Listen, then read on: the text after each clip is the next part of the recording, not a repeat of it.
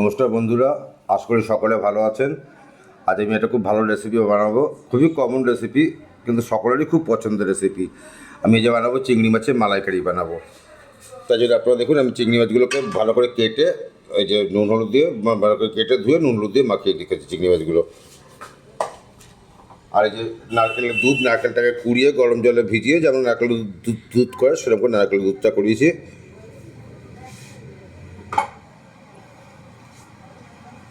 আর নিয়েছি পেঁয়াজ বাটা নিয়েছি, আর এখানে হচ্ছে ধনে জিরে একসঙ্গে বেটে নিয়েছি, আর এটা হচ্ছে আদা রসুন কাঁচা লঙ্কা বেটে নিয়েছি, আর একটু ধনে পাতা কুচি নিয়েছি, আর পেঁয়াজ কুচি নিয়েছি, আর একটু কাজু বাদাম বাটা নিয়েছি। এইটাই দিয়ে করবো, খুব সুন্দর রান্না। তা প্রথমে আমি করবো পেঁয়াজটাকে একটু ভেজে একটু বেরেস্তা করে নিচ্ছি পেঁয়াজটাকে।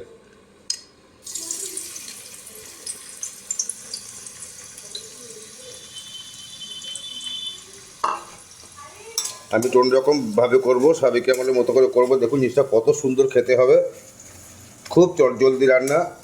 দেখুন বন্ধু, বিরিয়ানিটা করা হয়ে গেছে। এবার আমি এই তেলের মধ্যেই একটু সাজিয়ে ফোড়ন দিলাম,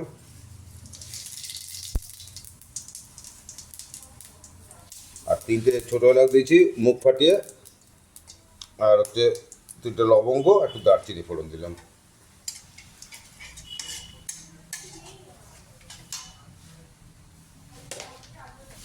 আর একটু সময় একটু চিনি দিয়ে দিলাম কালারটা ভালো আসার জন্য। আমার মশলাটা ভাজা হয়ে গেছে, গরম মশলাটা। এবার আমি পেঁয়াজ বেড়াটা দিচ্ছি।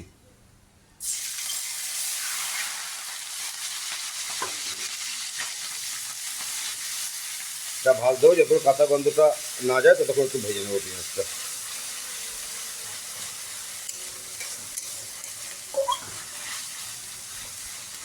দেখবে খুব সহজ পদ্ধতি জিনিসটা করছি আমি।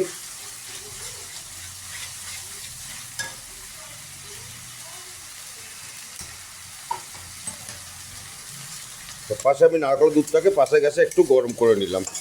ফ্রিজে রেখেছিলাম তো একটু গরম করে নিচ্ছি, নর্মাল টেম্পারেচারে এনেছি, তাও একটু গরম করে নিচ্ছি। তো ভালো করে ভাজতে হবে। আমি কি তাকে হলুদ দিচ্ছি না, তাহলে পেঁয়াজটা ভাজা হলো কিনা বুঝতে পারবো না। এবার আমি আদা রসুন কাঁচা লঙ্কা বেটে গেছিলাম, ওটা 1 চামচের মতো দিয়ে দিই, ওটা দিয়ে দিলাম।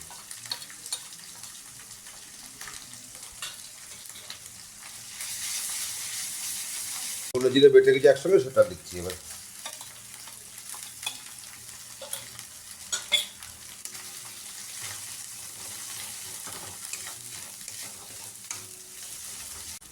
মশলা ড্রাই হয়ে গেছে, একটু জল দিয়ে দিলাম।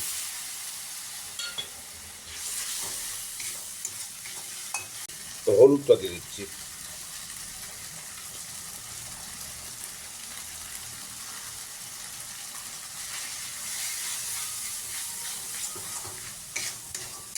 আমার সব মশলা কিন্তু বাটা হয়ে ভাজা হয়ে গেছে। এবার আমি চিংড়ি মাছটা দিয়ে দিচ্ছি, নুন হলুদ দিয়ে মাখিয়ে রেখেছিলাম। আর চিংড়ি মাছটা বেশি ভাজলে নেই, ভাজলে চিংড়ি মাছটা শক্ত হয়ে যাবে।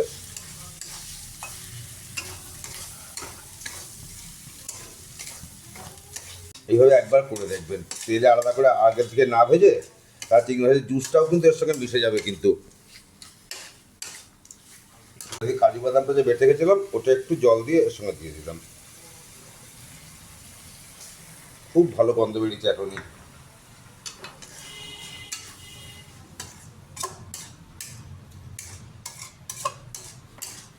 দেখুন বন্ধু, আমার কিন্তু পুরোটাই কষানো হয়ে গেছে। এবার আমি নারকেলের দুধটা দিয়ে দিচ্ছি কিন্তু।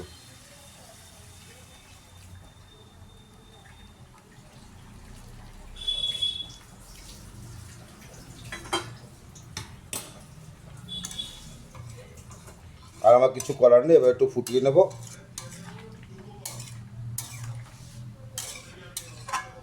পরিমাণ মতো নুন দিয়ে দিচ্ছি এবার। আচ্ছা, নুন দিয়ে চিংড়ি মাছে কিন্তু নুন মাখানো ছিল, সেটা কিন্তু মাথায় রাখবেন। হ্যাঁ,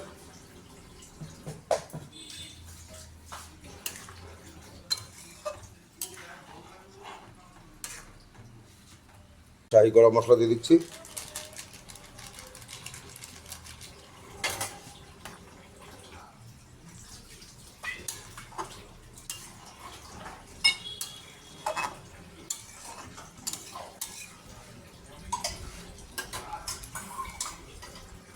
দিয়ে দিচ্ছি।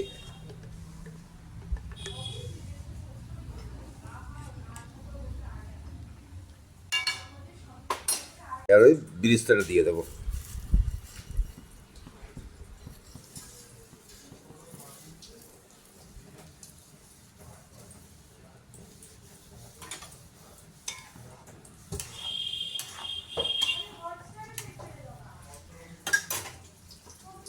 দেখবো তো রান্নাটা কিন্তু পুরোপুরি আমার কমপ্লিট। এবার আমি এটা ঢেলে নিচ্ছি, ঢেলে আপনাদের দেখাচ্ছি জিনিসটা।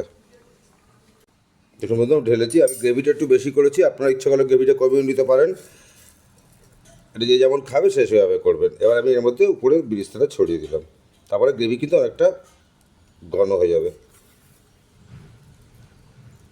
অসম্ভব ভালো গন্ধ বেরিয়েছে বন্ধু, আপনারা অবশ্য করেই করবেন, করে কেমন লাগলো আমাকে জানাবেন। দেখলেন কত সহজ পদ্ধতিতে, আগে চিংড়ি মাছ ভেজে নেওয়া সেই সব পদ্ধতিতে যায়নি, কষিয়ে করলাম একবারে। অসম্ভব ভালো গন্ধ বেরিয়েছে বন্ধুরা, তাই আপনারা করবেন। করে যদি ভালো লাগে অবশ্যই লাইক করবেন, অনেক অনেক শেয়ার করবেন এবং কমেন্ট করবেন, ভালো খারাপ সব রকমই কমেন্টে করবেন। সকলে পাশে থাকবেন, চ্যানেলটিকে সাবস্ক্রাইব করবেন। আজ এই পর্যন্ত, পরে ভিডিও দেখা হবে বন্ধুরা। নমস্কার, সকলে ভালো থাকবেন।